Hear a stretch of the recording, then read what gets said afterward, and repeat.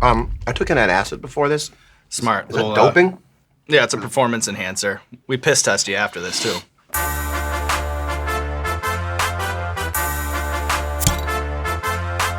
Hey, what's going on, everybody? For First We Feast, I'm Sean Evans, and you're watching Hot Ones. It's the show with hot questions and even hotter wings. And today we close out Season 5 with John Mayer. He's a platinum-selling singer-songwriter with 7 Grammy Awards on the mantle, and you can catch him on the Dead & Company Summer Tour coming to a city near you. John, welcome to the show. Thank you for having me. How are you with spicy food? I like spicy food. Yeah. I used to dip tobacco and I used to have single malt scotch. Wow. So I think I have the palate. So you're confident going in? Yes, which is always a recipe for disaster.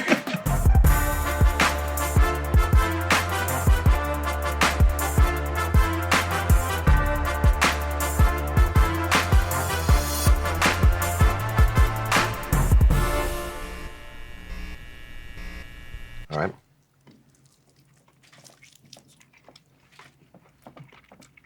Take it easy. Can I talk about it? Yeah, of course. I like it. Dark. It's like a mole almost.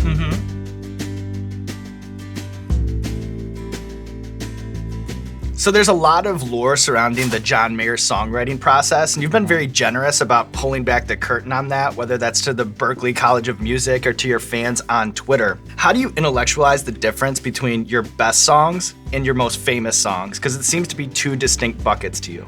Yeah. I've written songs that I really wanted to become hits so I could not have to warm up so much when I sang them and just like roll into a show and be like, who says I can't get stoned? You know, and it's always me and all my friends. So it's like the ones that are pitched higher tend to reach people more.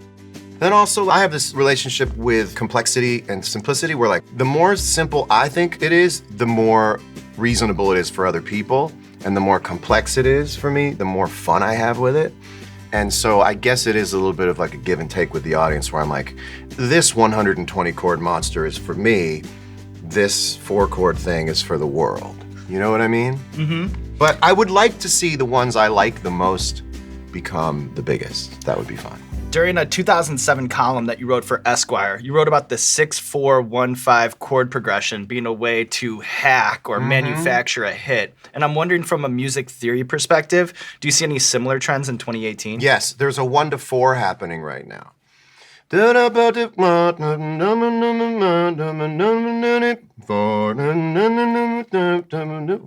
Like that's probably the most primal, enjoyable chord change is a G to a C. That whole Camila Cabello record is like a love letter to like writing pop songs with these great chord changes and stuff. And so I guess I could hear it in my head. 1,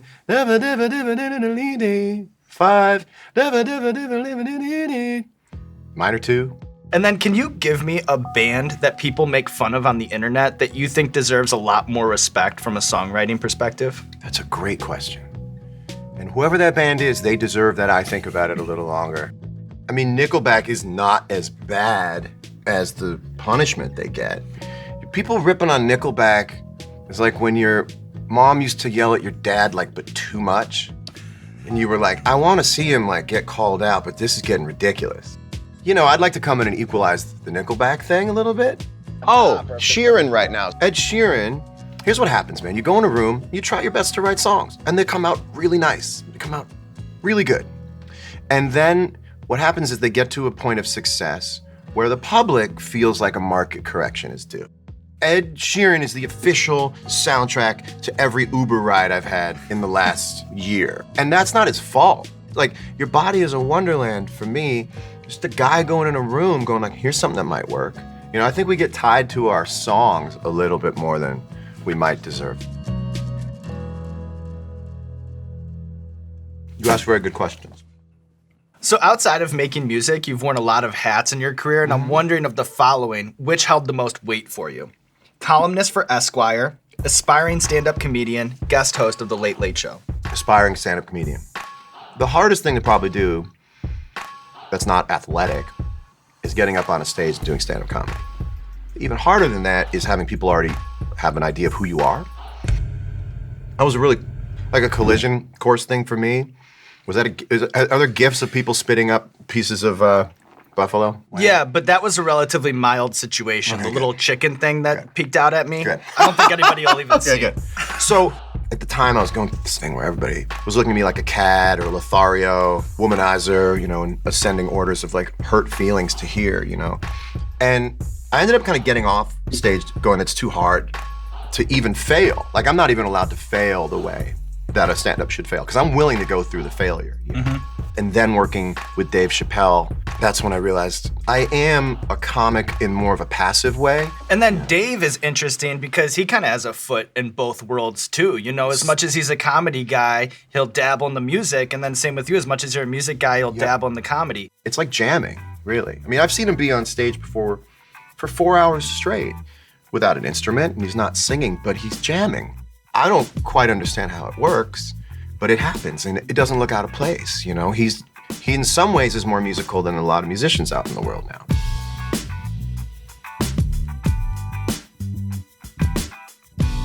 Is this okay to throw away?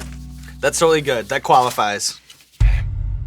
So I'd be remiss not to talk about your passion for footwear. Why, in your opinion, is the Jordan 5 a perfect sneaker? It's historic for me. It was like a car. We'd wear it to school, and then I'd put it on the table, and I would take a bowl, and I'd put water and dish soap in it, and I would take a toothbrush, and I remember the sort of texture of that leather, these little tiny micro dots in it, and just like working over those micro dots and stuff, and just trying to keep it clean, because that was like my car. I might as well have been washing a car, you know? But my favorite is the grape green.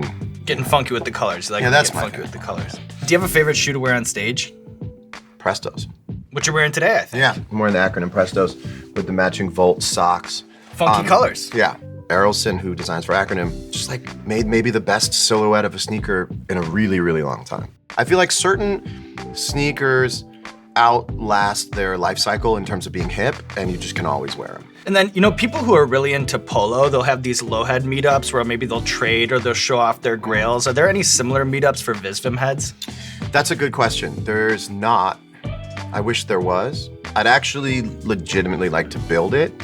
I want to see a trading post, an American sort of male-based trading post for streetwear, where you walk in and people who run it are super knowledgeable and can say like, oh, that's a 2008 Visvim G-line duck camo fishtail parka. I'll give you $600 for that. Someone has to make the market. And I'm not talking about money, I'm talking about importance. I would be very excited if there was a store like on La Brea or something, and it was a second time around store, but cared about it maybe more than anyone else did. I think that would be really cool. This is 4. So in 2013, you bought a ranch in Montana in part to recover from major vocal surgery and in part to take some time away from the spotlight during this sort of media self-sabotage phase.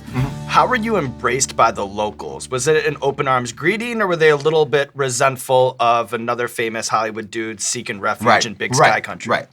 I just sort of realized that the best thing for me to do when I got out there was to say yes to every request for maybe 2 years. You just say yes to a photo when you're in a supermarket and you're wearing sweatpants. You just go, yeah.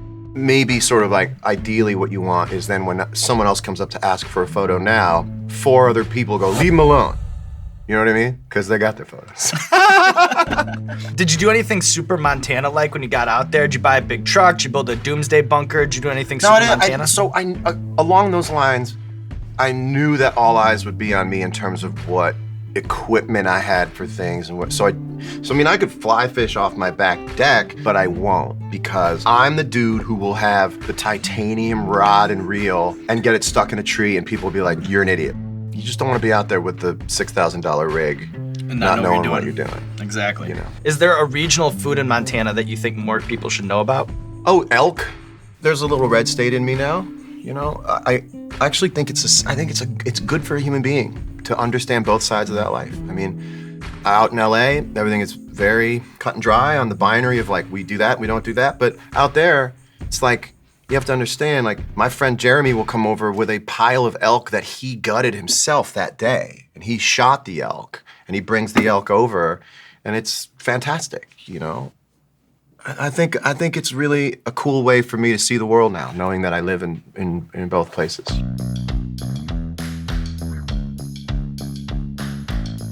Hamajang. All right. How am I doing so? Oh, okay. Well, I got it. Yep. I won't read ahead. To answer your question, John, you're doing great. Thank you. So I fly out to Montana when I feel like I'm turning into too much of the thing that I don't like being. Like a little bit of it's really fun and too much of it just has a paradoxical effect and you turn into an alien. I could be in the middle of Hollywood on a Thursday night, like at Poppy, at a party, and then Friday night be in Montana and like look up at the TV and TMZ is on and I'll be like washing a colander going, these animals. And then like 2 hours later, back at Poppy, dancing like I never went to Montana. All right, John, well, we have a recurring segment on our show called Explain That Gram, where we do a deep dive on our guest's Instagram, pull interesting pictures that need more context. So I'll bust out the laptop, I'll show you the picture, and then you just tell me the bigger story. Does that sound good? Absolutely. All right, laptop, please. All right. Why is Justin Bieber a melody wizard? I've been in the studio with him before, and his ability to craft melodies, I've never seen anybody better. His ear is so good at singing melody, writing them. Write them on the spot. Lyrics are harder for everybody, you know, but him humming, him just like off the dome, fantastic.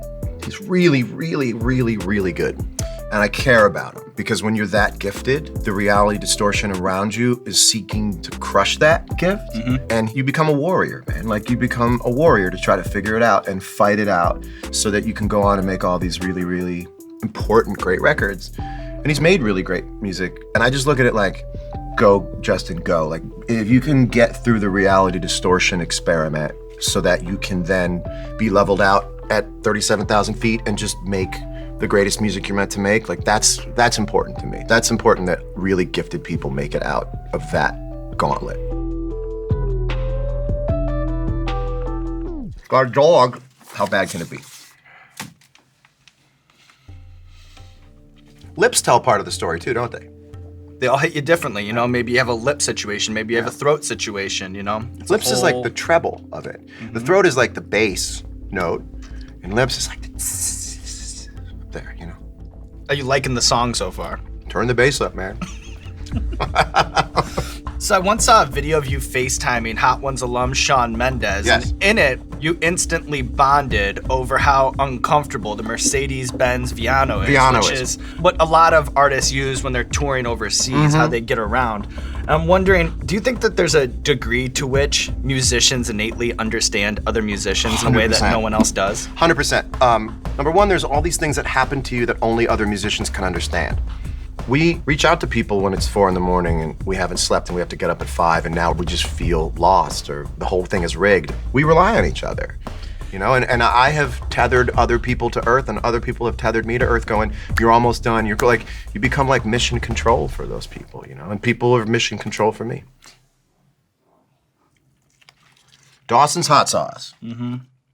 So there's a recurring storyline these days in hip hop where older fans are dismayed by younger artists not knowing about or not caring about legendary MCs like Rakim or Tupac. Is there a corollary in the guitar music world? Oh yeah, man. The guitar music world invented online fighting. In 1995 or 6, two things went up on the internet. Porn and people arguing about the top 5 guitar players of all time. The thing about culture now where younger artists are getting taken to task for them talking about older artists is that they didn't used to have so much connection between a 50-year-old guy and a 20-year-old guy. I would think in the past, you just let kids talk, but everyone's listening now. Everyone's in the same room. Everyone's in the same room. I think that's gonna take a long time to adjust to. You know, I'm a big defender of letting young people say stupid shit, you know? If you could collaborate with any SoundCloud rapper, who would you collaborate I with? like Lil Boom. There's something about Lil Boom I really like. His samples are these really highly melodic things. And on a songwriting level, he says he's on page 50 on Pornhub looking for a video, and then he says, last year I got a starter coat for Christmas. And the thing about songwriting is I like taking two seemingly opposing ideas, putting them next to each other, and letting them sort of beat off one of another. I don't know why.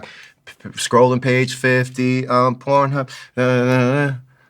You know, last year got a starter coat for Christmas. It's like, yeah, tell us what's on your mind, man. All right, this is where we're starting to get into really shitty graphic design. Oh man, here we go. The color just does not look, yeah, no. This tastes like a tire fire already. Right. All right. I got it. The die has been cast off the game board. We're not on the map anymore. We're off the grid. I'm okay now. I get it. Okay. I took an acid before this. Smart. Is that doping? Yeah, it's a performance enhancer. We piss test you after this, too.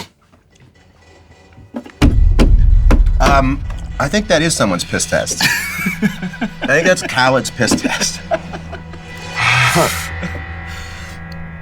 Do you ever Google image John Mayer guitar face? No, but I understand what you're getting at. I know what people think about it. And actually, I'm nowhere near the worst guitar face that ever existed. I think I'm the most popular guitar face that ever existed. Well, John, it's interesting that you say that because what we've done is we've pulled a handful of the most iconic guitar faces ever. So I just want to show you some guitar faces and then maybe we can crown a guitar face king.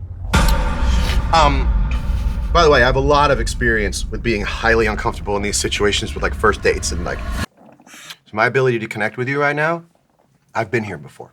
That's good. That's good. Before. So tell me about your dad. Okay, so guitar faces. Guitar faces. I defend them all. Please. Because guitar faces are involuntary. There's something about the sympathetic pulleys and wires, whatever's happening in us, that doing this, the only way to get the note out is to go, wow. But here's the thing you have to believe, at least as far as I'm concerned, I don't feel it. I don't know I'm doing it. In fact, there are times I'm sure I'm not doing it and I look back and I'm going, I don't feel it. Does the Eric Clapton one look familiar? The Clapton's the most respectable guitar face maker. He got the lean back, he doesn't scrunch his eyes. That's what's important. It's the scrunching of the eyes that gives the appearance of pain that other people are gonna go, come on, how hard is this? Clapton's got more of an easy layback into it. He's definitely the coolest guitar face maker when it comes to chilling. The Prince guitar face. The Prince guitar face, I've never mistrusted, and I don't know that you want to see it any other way. What would happen if Prince was playing the solo to While My Guitar Gently And he Weeps? just had a poker and he's face? just going, I don't know that you want it. Joan Jett. Joan Jett, that's maybe the rock and roll coolest guitar face. That's a power chord guitar face. She's chunking out power There's chords. a difference between the chords and I think the so. face. I think if you're a little more like it's sort of like downshifting in a car. You're just like, vroom, vroom, vroom. You have more time to think about your face. I'm not saying it's convoluted. There's definitely more time to be, because you're like, you know, doing the power chord thing. When you're trying to bend a string and keep it up here and make it go, I don't know why we feel like this gets it there. That's definitely made for a photograph. Stevie Ray Vaughan. Stevie Ray Vaughan is the most intense guitar face that ever existed. I think Stevie Ray Vaughan had the greatest guitar face of all time. That was all muscle. It was just absolute brute force guitar playing, but also super sweet at the same time. Lovely, John. All right, we can lose the laptop. Okay. Oh man, almost coughed through my nose there.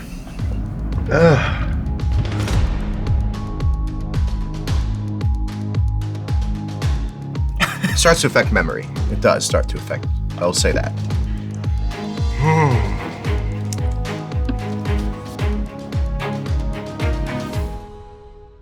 Not bad on the outset. Oh, yep. Let's take it out of its briefcase. Popping the latches. What do you got in there? Oh, stainless steel medical devices. All right. Gonna wave them out in front of me a little bit.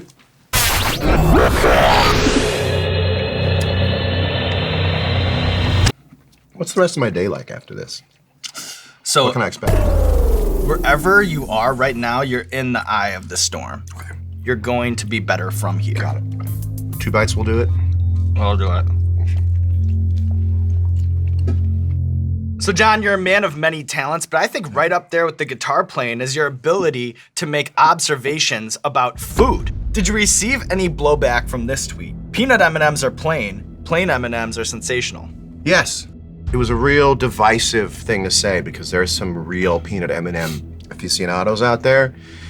And you gotta understand that to my taste, a peanut M&M is not an M&M with a peanut in it. It's a peanut with a little bit of M&M around it. And I think that's what I want people to know. And I feel like when I heard myself say that, I changed a couple minds on that. You ever say something and this ball feels good coming out of your hands and you're like, this is a swish? Well, while we're on the topic of food, how has your rider evolved from your first tour to your current tour? The one thing that everybody needs to understand is that if somebody has on their rider furniture and like drapes, that is actually not a diva request. That's fully practical because they're in locker rooms. Well, I think that there's a big disconnect. I think that a lot of people think that the artist-only room or the artist-only spaces are these nice palatial spaces, but they're actually not. You're in the away locker room. You know what I mean? You want to be in like the room before that. The room before that is nice, but the actual room sucks. The actual room is not great, and it has a sort of olfactory echo of balls. So that's not crazy. But remember also, like, everything you put on a rider, some kid has to go get it. Also, I quit drinking.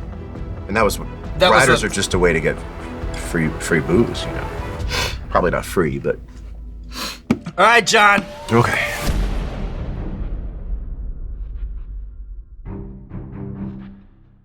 This is the last dab. We call it the last dab because it's tradition around here to put a little extra on the last wing.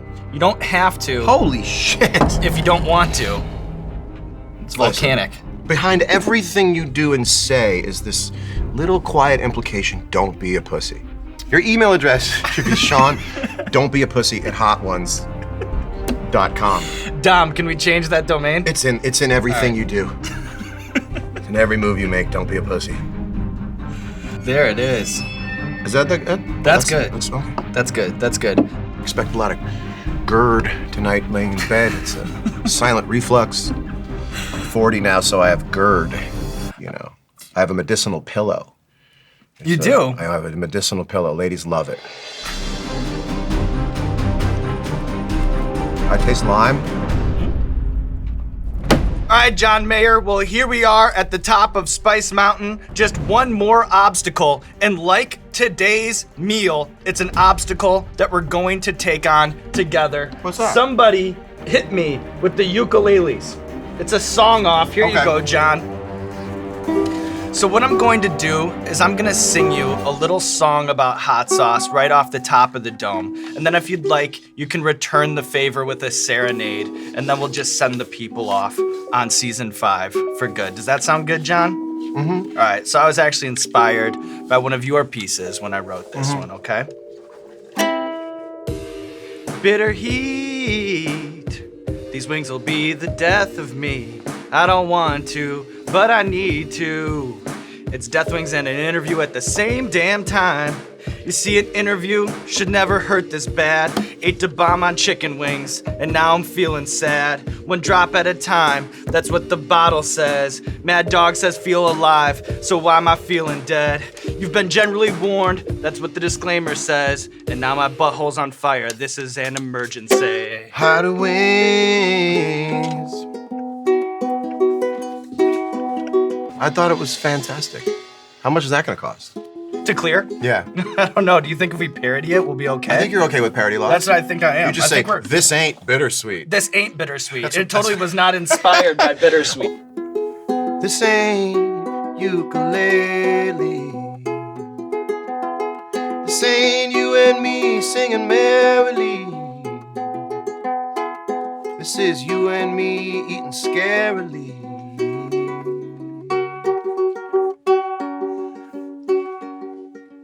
We do a slow pull in? Yeah, you're already doing it. Bang, bang, bang, bang, bang. Fantastic. John Mayer. It was heartfelt. It was inspiring. The sweat that you see on my face has nothing to do with the hot sauce. That's a tear going down my cheek, John Mayer. And I am so proud of you from the other side of the table, clearing the chicken wings and then hitting the people with a song to send us off. And now there's nothing left to do but roll out the red carpet for you, John Mayer. Let's touch ukes. This camera, or this camera. Let the people know what you have going on in your life. Me? Yeah. Am I plugging? Mm-hmm. If you own a Grateful Dead shirt, get it registered by going to a Dead & Company show this summer. don't wear a Grateful Dead shirt and not go see the guys from Grateful Dead play music this summer. If you want to immediately be immune from ridicule from your friends and other Deadheads for wearing a Grateful Dead shirt without knowing a single song, you can end it immediately by going to one of the 25 Dead & Company shows this summer and effectively registering your t-shirt by buying a ticket. Thank you very much, everybody. Good job, John. Good job, John. Some ukulele player's gonna watch it and be like, he's tuning that fucking thing up like to you tuning. Overachiever. Just quick 5 seconds to this camera.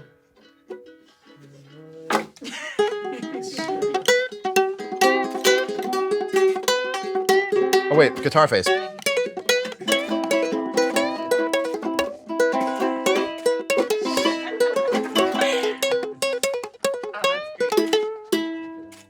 Okay, now we're just gonna take some stills. Yeah, we just need a couple of stills. 1 dab, 2 dab, 3 dab. What the what? This is Sean Evans checking in from a wingless table, and you know what that means. We're proud to announce a new member of the Last Dab family. Trinidad's famous Moruga scorpion pepper, the hottest pepper in the world from 2012 to 2013, is now in the fold. Same base recipe you know and love, but now with a new super hot in the mix. And I know that one of you spice lords out there is going to hit the triple dab. The scorpion into the reaper, into the pepper X. You know the drill. Heatness.com. Buy it while supplies last. Godspeed, spice lords. Be careful out there.